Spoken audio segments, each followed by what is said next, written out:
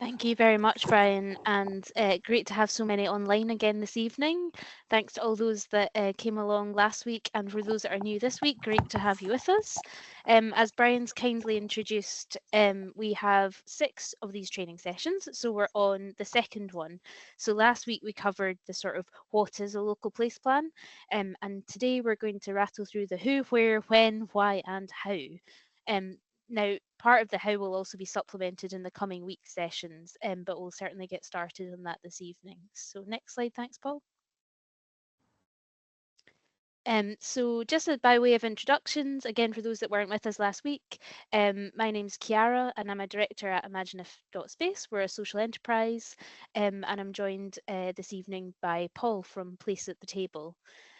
So I will introduce ourselves in a little bit more detail, just so you know who we are. So Imagineif are a small social enterprise that cover a range of different consultancy services, such as local place plan guidance, community engagement, facilitation, CPDs, so a little bit of everything. I'll now pass to Paul to introduce himself.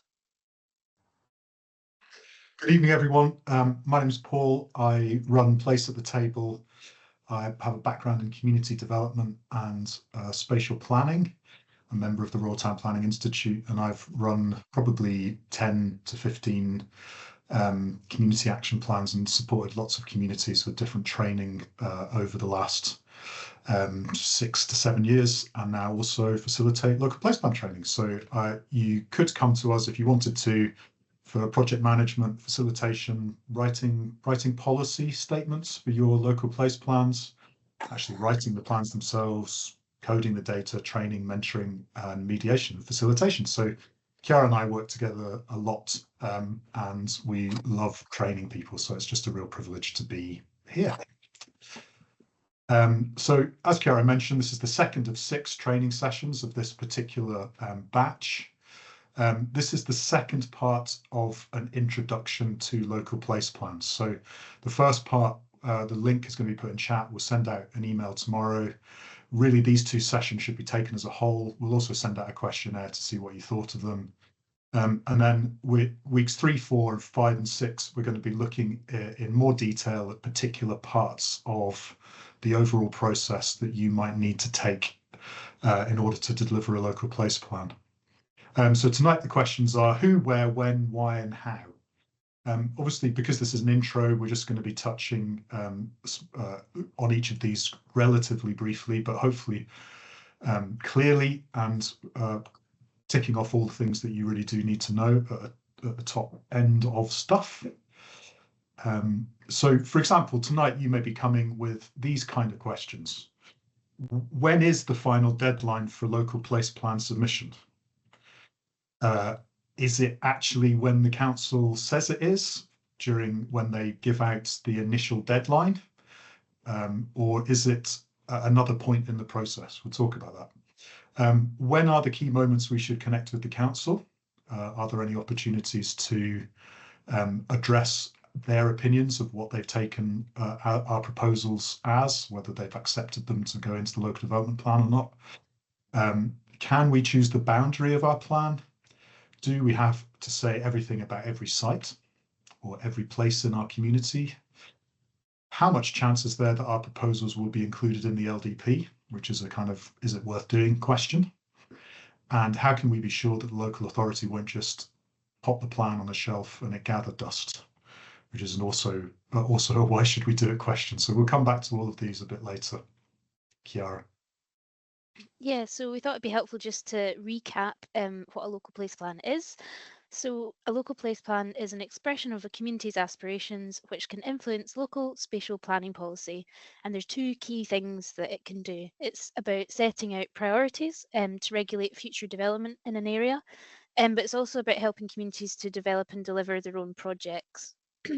It's also important to kind of reference that it can also be a hybrid document with elements of a community action plan, and it's really covering all the issues that are in your place that needs to thrive. And if you refer back to week 1's recording, that'll kind of go into a bit more detail again around what the differences are between local place plans and community action plans. Next slide, thanks, Paul. So the first question we've got is, who does a local place plan? So next slide, thanks, Paul. So it's always good to go back to the legislation and remind ourselves about what it says. So Regulation 3 of the regulations state that a local place plan must identify the community body who prepared the local place plan. And everyone might be wondering, well, what is the community body? How is that defined? Well, the definition that is provided is either that it is a community control body within the definition of the Section 19 of the Community Empowerment Act, or indeed it's a community council established in accordance with the Part 4 of the Local Government Scotland Act 1973. And I think the majority of people on this call are from constituted community councils, so very much in the camp of being able to call themselves as community body. But we're going to talk a little bit about obviously the community councils can be a community body, but it's not necessarily just a community council's role to undertake a place plan. So next slide, thanks, Paul. So a lot of plans are developed in lots of different ways and with lots of different groups of people. So Paul and I have had experiences where it has been solely community council led. But I think a really important thing to think about is the steering group that's associated with your local place plan, because just having your kind of community body being the community council to sign it off is really good, but actually having those wider range of insights and experiences can be really beneficial to the process, and also helps kind of spread the load but also reach a much wider range and demographics and audience within your community. So we just wanted to also add in this slide about things to think about when you're creating or thinking about establishing a steering group. So one of the first things to consider is that, as I say, the steering group is wider than just the submitting community body to increase that local credibility. So it's seen as not just one group's thoughts, but actually a much kind of wider range. The second thing to have a little think about is that many communities are making it clear that several local groups have shared responsibility for developing this plan, and really that nominated just one to formally submit it. So again, that's kind of similar to the first point in saying that it's really setting out that there's been multiple ranges of organisations involved, to bring in those different insights and kind of share that responsibility about what gets put forward in the final plan. Point number 3, a good size is generally between 6 and 8 people, and we found that just from experience of working with groups that are both larger and smaller than that. But between the kind of 6 and 8 is a sweet spot, and obviously that's going to depend on the scale of your place. So it may be that a smaller group's more relevant if you're from a smaller area, or vice versa, but generally that feels like a manageable number of people to kind of keep up the momentum, share out the various tasks, but also get a kind of range of insights. And that kind of ties into then point number 4, which is really thinking about that variety of skills and backgrounds and maturity and experience. But we're going to talk a little bit more detail around that as part of the project management training session next week. Point number 5 is around the steering group will be the core group that works up and decides the proposals for the draft and final plan. So whilst through the process of carrying out a plan, you will engage with your community in whatever way you see fit, but it's ultimately the steering group that really agrees and decides what goes into that final plan in acknowledgement of analysing and taking on board all of that wider feedback within the community. And point number 6 comes into that be confident to take that position. But also there is mechanisms for acknowledging and submitting dissenting views so that you can kind of showcase both sides of the coin, and it's for the local authority to then review both of those sides. And again, we'll kind of talk on that in a little bit more detail in subsequent weeks as well. Next slide, thanks, Paul. So that was a little bit on the who, and again we can take questions in the Q&A to go into more detail as required. But next up is the where, and again we touched on this a little bit last week. Next slide, thanks, Paul.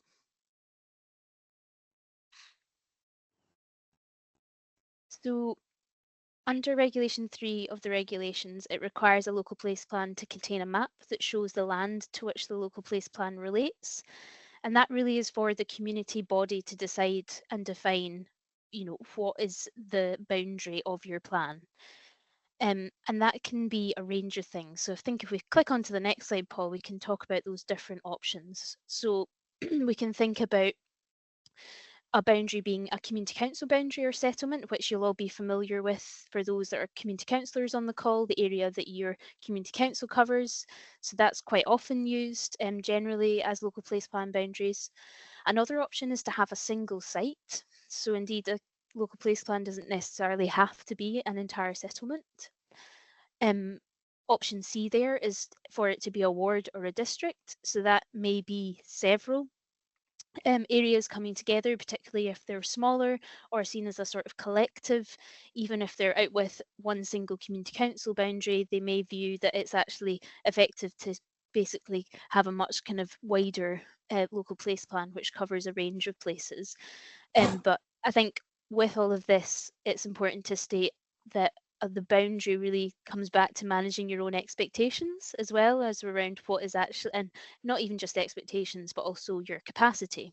Because if you look at the ward and district scale, that's a much kind of bigger, complex thing to coordinate as opposed to your community council boundary or indeed a smaller site. And the final one we have there is several local sites. So it may be that it covers several specific sites. So as you can see from the range of options there, there's not a one size fits all solution, but it's really important that it's the community body that chooses the boundaries of the plan. And then a couple of things to also note is that plan doesn't have to be comprehensive and say everything. Local place plans are about setting out those kind of hooks and strategic points for you to then develop projects and proposals in the future. And it's important to really match your ambition with your resources. And that can be really challenging because we all want to do the best possible thing and most complete possible thing we ever can. But unfortunately, we've got to just manage those expectations and capacities, particularly as a wider steering group sort of context as well, and making sure to check in on everyone as you're going through. Relationships with surrounding areas are also really important. So if you are, and again, involved with your neighbouring community councils, that's really helpful. I know of some that have kind of forums and others have more informal relationships. But again, we would suggest that when you're looking to develop a local place plan, it's really kind of good practice to get in touch with those and just let them know, because it may well be that they're also developing one at a similar time, or if they've not, they might have already done one. So it's always good to kind of check in with your neighbours around that. And really just that final point around the strategic priorities. And again, this is maybe one to pick up in the Q&A a little bit more. But really your local place plan is, as I say, there to create those hooks, whether that's to inform the council around your position with various policies or land allocations and uses, but also just more widely to be able to help you to leverage funding, or also just really making visible what is currently invisible in terms of having a community voice that is kind of graphical and mapped. So I'm going to now pass over to Paul to take us through the next couple of points. Okay, so question 4. When does a local place plan have to be submitted, and when are the key dates that you want to keep in mind? So just a reminder that a local place plan, what we're trying to do is influence the local development plan that is being created for your region. And the local development plan takes a long time to produce from beginning to end, often 4 or 5 years. There's a document that you can look at for every local authority planning department. They create what's known as a development plan scheme, which is released every year or so, that explains how they intend to take forward the local development plan process, and show you the times and dates where they think the key moments are. So you can download that for your particular council. And so the local place plans are an attempt to influence that. So if we want to know when, we have to think, well, there's this wider process. But there's actually it's not quite as straightforward as you think when it comes to thinking about the when of submitting a local place plan. So here's a brief overview slide of how a local development plan is produced. So there's an evidence gathering stage, a plan preparation stage, and then the delivery stage. Now we're just going to focus on the first two just now. Lots of councils will be working towards what's called the gate check, to check in with the government that they've created and got the right information to get themselves on the right track to write their local development plan. Imagine you are writing your master's thesis or something like that, and you want to go to your supervisor and check in that your plan to write that is okay and is on the right course and is in the right direction. That's basically what's happening at the gate check. It's an early check by the reporter to say, yes, go ahead and do the bulk of the work to create the actual local development plan. A lot of authorities are saying that you should submit your local development plan before they create the evidence report for the gate check. So the evidence report is basically their document that they submit to the reporter. That's very early in the whole process. And that's because there's a document, Local Development Guidelines 2023, Development Planning Guidelines 2023, that says that that would be a good time to get local place plans in, okay? But there's no requirement that that happens.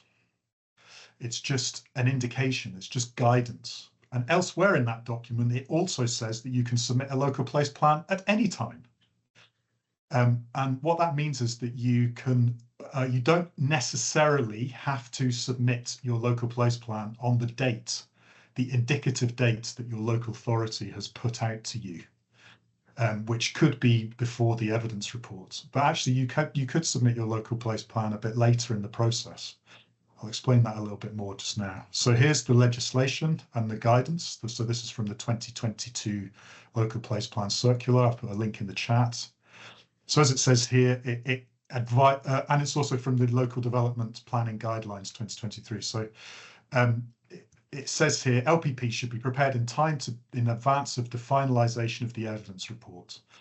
Actually, local authorities only have to say to the reporter, we have advertised that local place plans can be done, and here's how we've tried to give information and support to communities to do it.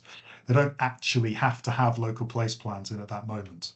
It could help them, but my advice to all communities is not necessarily stay in touch with your planning department and let them know what you need. Do you need more time? Do you need to not put a huge amount of pressure on yourselves to meet that particular deadline? Discuss it with them and invite them to allow you to have more time.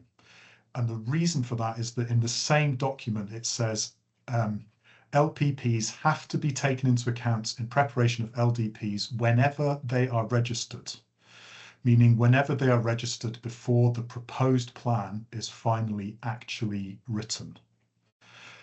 So here's the thing, between the gate check and the moment where the planning authority will submit their draft proposed local development plan to their own committee, planning committee and councillors, can be up to 18 months or 2 years afterwards, after the evidence report. So there could be, in Argyllshire, for example, they've asked people, and I understand why they've done this. So, and there's a huge amount of work that has to go into these things, but they've asked community councils to put their local place plans in by the end of June this year. But it's clear from their development plan scheme that their local place plan, their actual proposed plan won't go before committee until the end of 2027 at the earliest. Now, I would argue that you could still legitimately have put in a local place plan spring 2027 and still expect it reasonably to be assessed for inclusion in the local development plan, which is fully 2 years after the deadline they've actually only indicatively suggested. So be really careful about this and be aware that there are other opportunities to submit at different moments during the process. That's helpful. What it basically means is try and do it as early as you possibly can, but there is a pressure release valve, and don't hold yourselves if it's affecting your mental well-being to hitting the indicative deadline that your council may have put to you in the first instance. Talk to them about it. Okay, just one other thing to say, or two more brief things to say.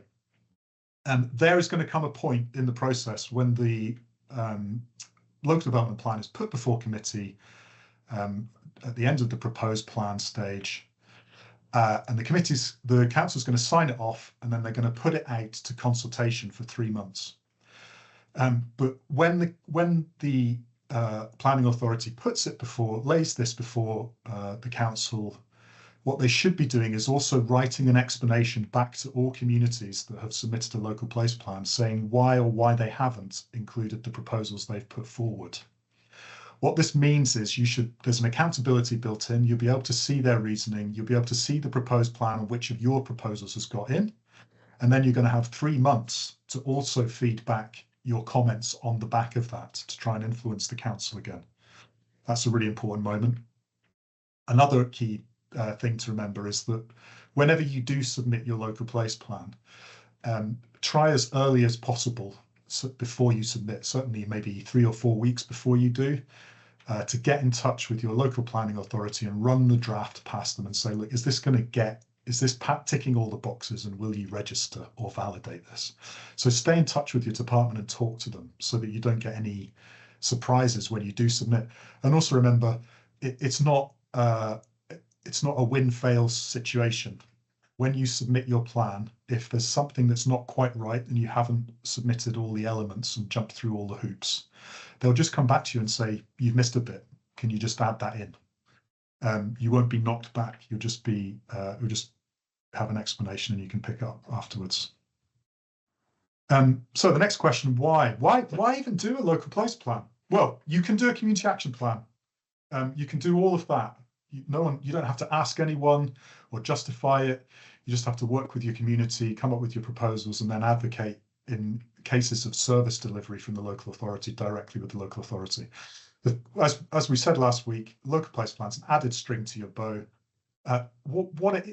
The opportunity here is that for the first time, community councils and community bodies that qualify are able effectively to write the proposals that they would like to see applying to their local area, and also submit in an easy process any development sites that they actually have plans for as community groups or within the community. So you might be thinking that your development trust wants to bring forward some affordable housing, where you could put that site, your proposed site, into your local place plan, and then that will be assessed for inclusion in the local development plan and de-risk, if accepted, your development, because you'll know that you will have planning permission in principle. But equally, you could put in proposals about trying to regulate development in certain ways, such as expanding your conservation area or including new environmental designations. But here's the thing, there already exists a powerful document called National Planning Framework 4, which we mentioned in the first session, but that contains nationally applicable policies. There are 33 of them across 3 different topic areas: sustainable places, livable places, and productive places. If you haven't had a chance to look at this document, I'd strongly recommend it. We will be doing a session, the 6th session will actually be digging into this document for your benefit. This is the document to turn to connect your ideas to the national level and draw justification and reasoning in policy terms to support what you want to say. So here's the idea. Basically, remember that here's what I always say: if you want a crystal ball to know what the next local development plan will look like for your particular region, you can look into a crystal ball right now and see the core of the plan. Because since 2019, National Planning Framework 4 is the local development plan for your region. Forming a local development plan now is about making contextual to your region the policies in National Planning Framework 4. So you already know the very heart of the next local development plan. That's quite a powerful moment for community councils, because what you can do is bring your big brother to help you out. So you can take the national policies, link them to your own local vision and policies and ideas and proposals in order to influence in between the regional level. You can say, here's what we think locally. This links to the national policy framework. So please accept our proposal and tell us why not, even though we've already explained to you that it fits well within the National Planning Framework for structure. So that's quite powerful opportunity. So another way is to think about it like an avocado. So this is my avocado image. So NPF 4 is the core, is the nut of the avocado. That already exists. Local authorities are growing the flesh around NPF 4 of their local development plan. And in a way, for your area with your local place plan, what you're trying to do is explain sort of what the boundaries and limits and framework should be for your local place as the local development plan gets filled out. I hope that makes sense. So all of this, why is it important to, why do a local place plan? You could get, for the first time, a locally written policy for your own place could potentially gain statutory weight within the local development plan, which is the document that controls development in your area. That decision is in the hands of the local authority planning department and your councillors. But ultimately, it could happen. You could see a locally written policy actually become part of the local development plan. And even if it doesn't become part of the local development plan, it will remain on file on a public register that must be accessed and looked at as part of an assessment by any development planning officer looking at a site-specific application that comes in after your local place plan is submitted. And they must treat your local place plan and any proposals that refer to this site that they're assessing as a material consideration. And your planning committee, if it gets to planning committee, can also place weight on what you've said in your local place plan. Now, that doesn't guarantee that you're going to get what you want. If you get it as a statutory policy, it would be very powerful.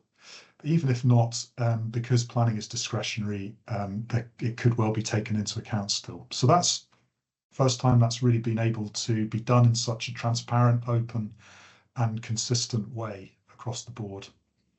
So just as I come to an end for this bit, couple of frequently asked questions going back to our first slides. How much chance is there that our proposals will be included in the LDP? Well, the guidance says the weight given to elements within an LPP is for the planning authority to decide. So you could get everything that you put in your local place plan.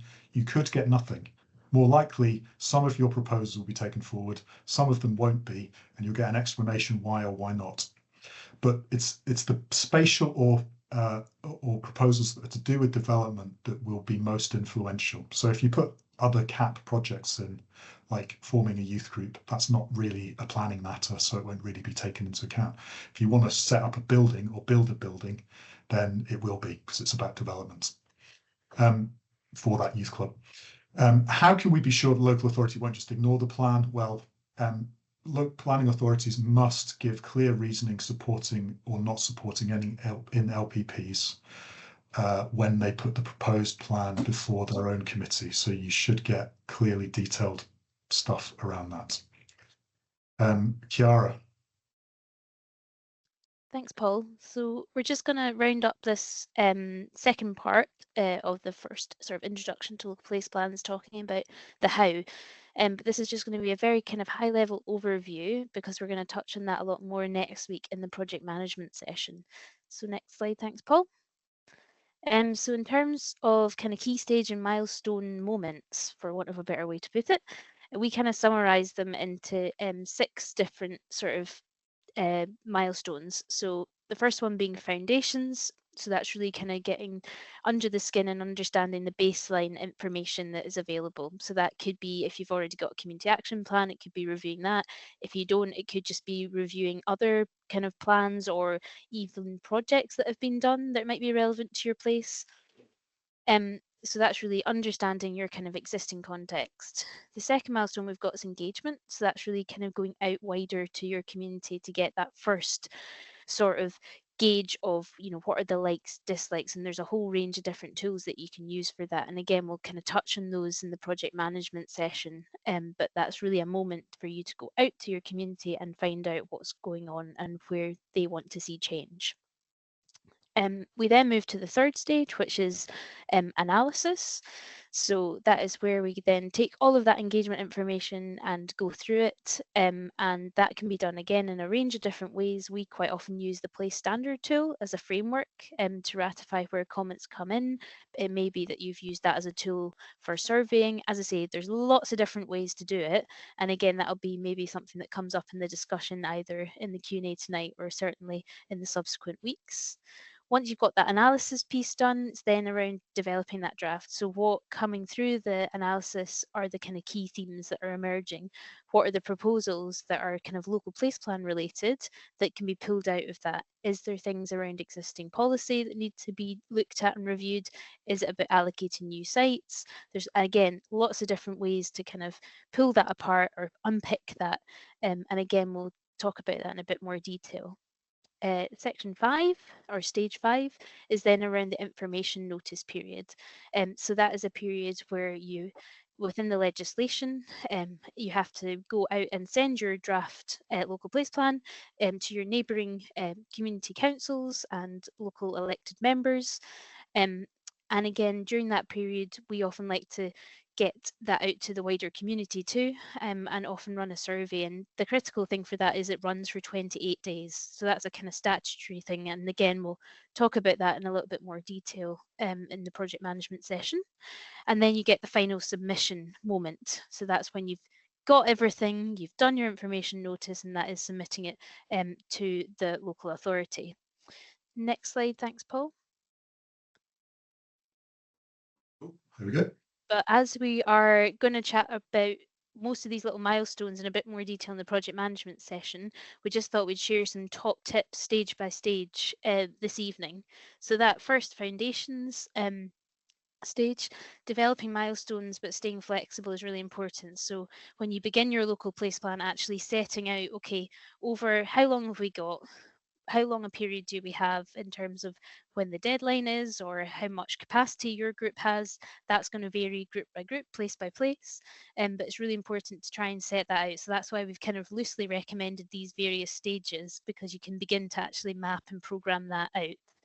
And relationships are really key as well. So getting the ball rolling with, for example, local landowners early on in the process can be helpful, because we all know overnight some of these things take time and they don't just happen overnight. So if we can try and can deal with some of these things right at the beginning, that can be really helpful. In terms of engagement, try PlaceCheck or Padlet as free consultation tools, particularly when we are thinking about the sort of where question. And both of those tools are mechanisms for people to add pins to a map, so you can add comments. And again, happy to chat a bit more detail around that in the Q&A if it's helpful, but both of those are worth checking out and having a look at. And then in terms of the analysis, early discernment of what is a CAP project versus a local place plan proposal can be really helpful, particularly if you're kind of short on time. Actually saying, okay, do you know what, we can't look at the CAP stuff just now, but we've got all of the information, so we're going to park that for just now and we're just going to focus on the local place plan. That can be a really helpful exercise, and we've certainly done that with quite a few groups recently. And then next, in terms of developing that draft piece, just having expectations, of consensus, and using systems like a finger voting among the local place plan steering group can be really helpful, because to build consensus with the whole community is obviously going to be challenging, but actually within your steering group that's putting together the place plan, that can be really important. Google Slides or PowerPoint in terms of marking up maps are also a really good way in terms of using open source things that don't necessarily cost anything. And again, happy if you want to reach out to us to talk about that in a bit more detail. And then in terms of the information notice period, we often use Google Forms just as a way of capturing if people have are in agreement with proposals, have concerns with proposals, things like that. A simple, again, open source survey tool. And then finally, using a validation checklist upon the submission process just to make sure everything's been kind of ticked off, and also really access your support of your council officers as well. We've worked with many of them and they are really helpful and they are genuinely there to help. And then just a quick note before kind of pulling together the end of tonight's training session, just to note that if you are looking at mapping options, Paul has recorded a mapping for local place plans presentation, which did for Argyll and Bute. So that may be of use if you want to find out more about mapping. Next slide, thanks, Paul. And yeah, so just to say, next week we are focusing on project managing your local place plan. So we'll kind of go through those stages in a bit more detail and kind of give you some hints and tips on how best to manage that. And before we finish, next slide, thanks, Paul. Just a quick note to remind you of some other useful resources that are there. So whilst we're doing these 6 sessions, there's also other guides that are available. There's other sort of webinar kind of conversations that you can see people who've been through the process, learn from them, and also there can be some really useful local authority guides as well. So I think that wraps us up for this evening, so we can allow some time for questions and answers. But yeah, thank you very much.